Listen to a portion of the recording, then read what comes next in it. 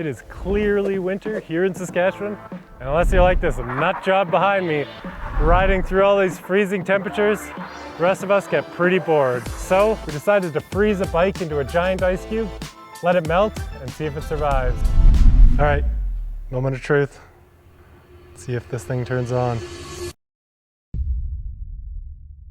As you can see, our box is all done.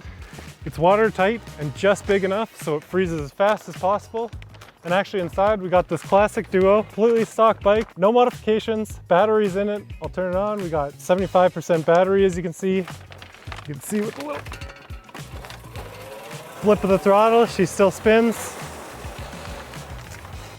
It's about -16 out, about 0 degrees Fahrenheit for our American friends. All that's left now is to fill her up.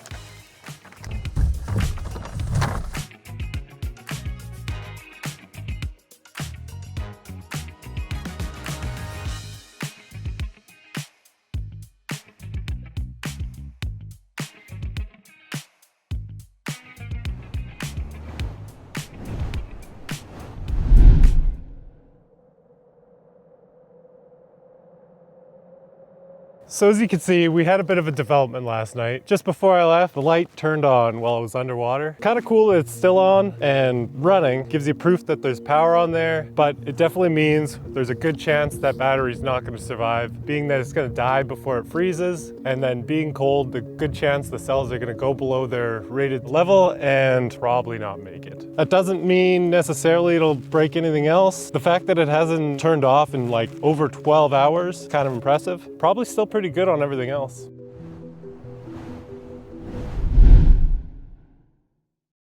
We're 6 days into the frozen bike experiment and we've got a problem. Not only has the bike been freezing a lot slower than we expected, we're actually looking at above freezing temperatures for the next few days. And so we could actually reverse the progress we already made. We only have about 8 inches of freezing so far, so we gotta do something about that.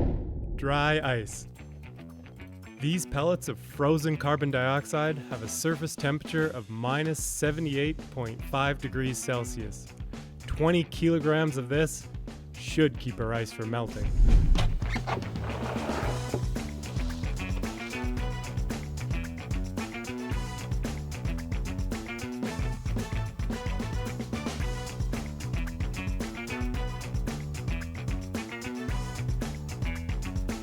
Well, we got our 20 kilos of dry ice in here with its insulated cap to keep the cold in. While we don't think it's gonna actually accelerate the freezing because there's hundreds of liters of water in here, it should, fingers crossed, keep the ice we do have from melting for the days to come.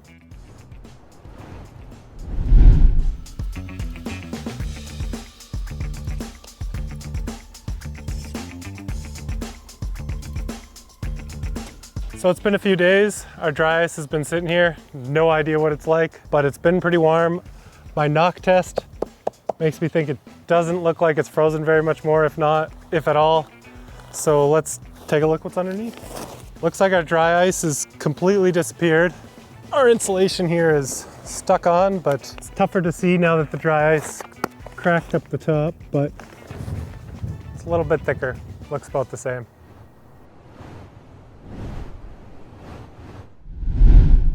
As the warm spell broke, we finally got some much needed luck with the weather. A nasty blizzard rolled in, bringing with it a record snowfall and frigid temperatures.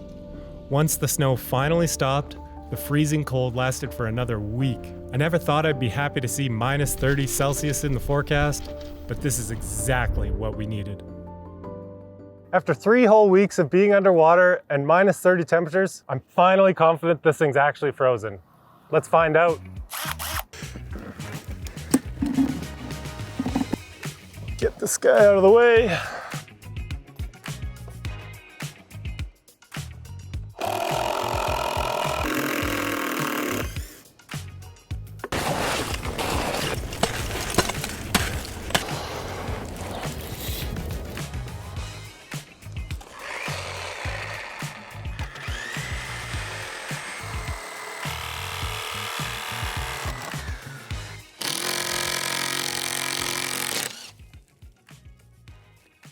The bolt snapped.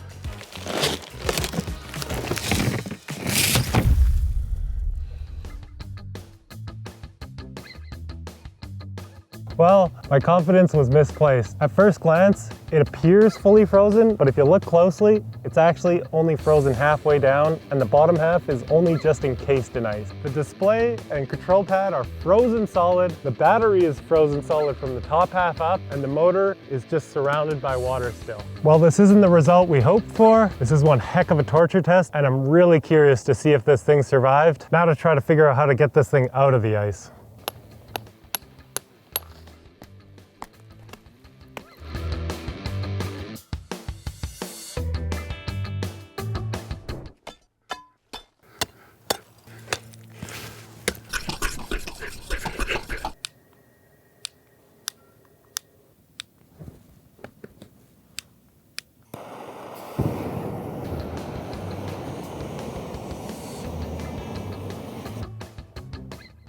I actually did something.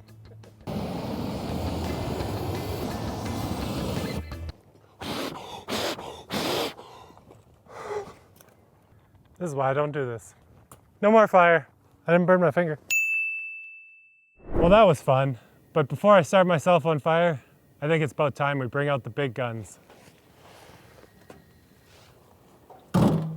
75,000 BTUs contained fire. That should speed things up a bit.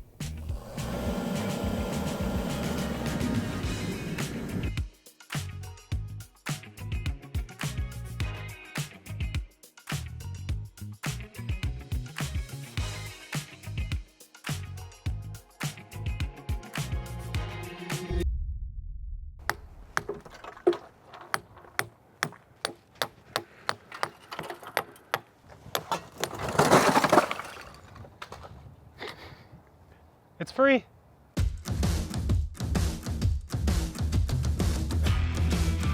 Well, not too much damage. Looks like we got bowing on the headlight, rust on a bunch of bolts. We got some melting on our shifter and brake housing here and our shift sensor. A little bit of scorching on the tire too. That was all from just us running the heater too close. And then we got rust on our front wheel hub, a little bit of rust here, some rust on bolts on the motor, a little bit of rust on the rear axle too. Some of it might have been actually paint correction from this demo bike. And then we have a dent on the top from me smashing ice off the top. After a whole month of being underwater then frozen, this thing's looking really good, and I am so tempted to try and turn it on right now, but guaranteed this thing's full of water and moisture inside, and if we have any hope of this thing working, we definitely have to let it dry out first.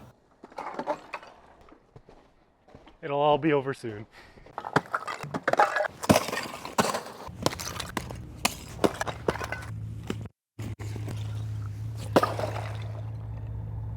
You'll never hurt another bike again.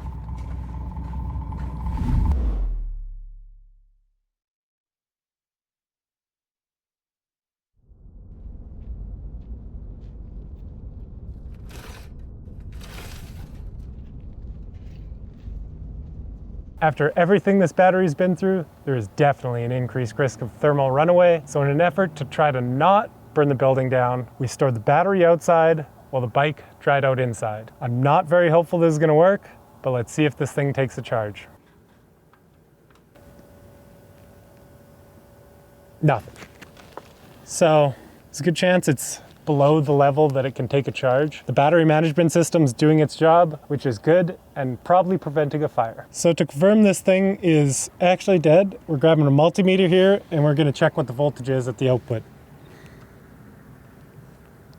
1.7 volts, that is definitely the BMS in protection mode. Now we know this battery's toast, let's grab a fresh one and see if the bike works with one of those. So before we plug in the battery, we're gonna check through for funkiness on our connections and clean those up. And then also all the plugs, they're waterproof, but not submerged for a week/month waterproof. So we're gonna open them up, make sure there's no water left in them, because if we plug the battery in while there is water, there's a chance we could fry the controller and burn it, even though it would have survived just from being dried out even. It melted some of the glue, I think, and our melting is definitely the... So that's our main connection to the display from the controller. We did a number on this handlebar setup. Yeah, this is a much more comprehensive test than we planned. So far, these connections look quite good. Next, we'll move to the motor casing and check the main harness.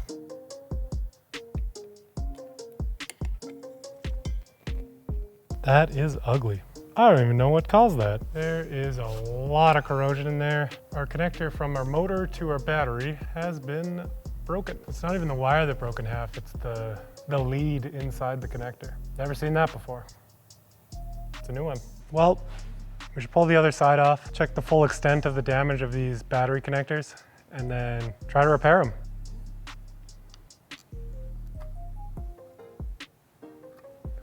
Ooh, we got another broken wire here on the Armageddon. Lots of ugliness.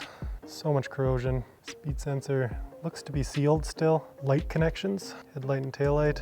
These are not a very waterproof connector. Here's our battery dualizer. 2 broken connections, so I found another one. Yeah, each of our inputs have 1 broken connection, so neither of the batteries would have worked. So I'm not seeing any water in here. It looks like it pretty much dried out completely, which is good. Lots of corrosion though, so I'm gonna repair these connections, broken wires, and then clean up the connections that are real nasty, and then we'll see if we can make this work. So we have our vinegar solution here to try to get the corrosion off these wires.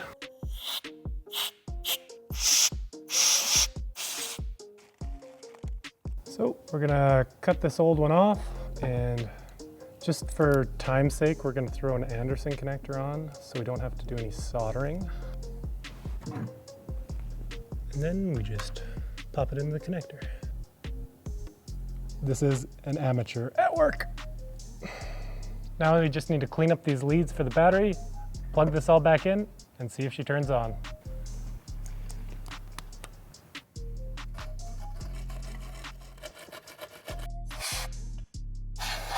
Got our fresh, never before frozen battery. Let's see if it works. All right, moment of truth. Let's see if this thing turns on. I see power, a light turned on. It's going. It's alive. Full power. Start at 1. Still turns. I think we can ride this thing. After a month underwater, then being frozen, all it took to get this thing going again was a fresh battery, a little bit of cleaning, and 2 new connectors. I can't wait to take this thing for a ride. All right, after being dunked, frozen, and then hit with fire, see how it rides. We still have assist. Cannot believe how smooth this is. Nobody thought this thing would still be working. Everyone was expecting it to fail. And here it is. Riding. Ice, water, fire. The amount of abuse this thing has taken, and it's still alive. Obviously far from perfect. I'm sure there's issues inside. Oh yeah, our assist levels do not work. We only have 1 level of assist, even in 0. I can't believe this thing's working. 30 days underwater and frozen. All it took was a new battery, replace a couple connectors, and here I'm cruising at 30 kilometers an hour, comfortably, no hands. Still holds up, but it's alive. Who would have thought?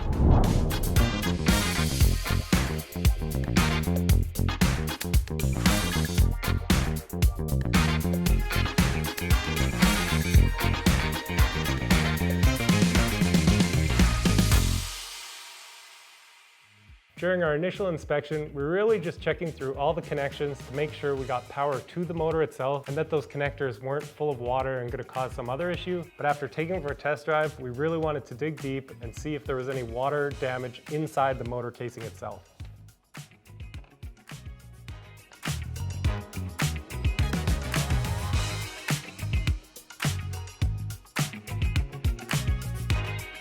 So we'll pull this main cover off first. This thing is gross. So much rust. There you can see the water. If I move it around, you can see it splash. The grease is all turned brown. Impressive it still works. It's crazy that there's still water in this thing after almost a month of just sitting out drying. That means the seal works enough to keep the water out. It's when it's fully submerged that that water actually gets in. Normally this grease would just all be black and not brown, rusty something. I'm not sure where the rust is coming from, so I have a feeling we'll find where that source is further in the motor. So let's dig deeper and pull the controller off.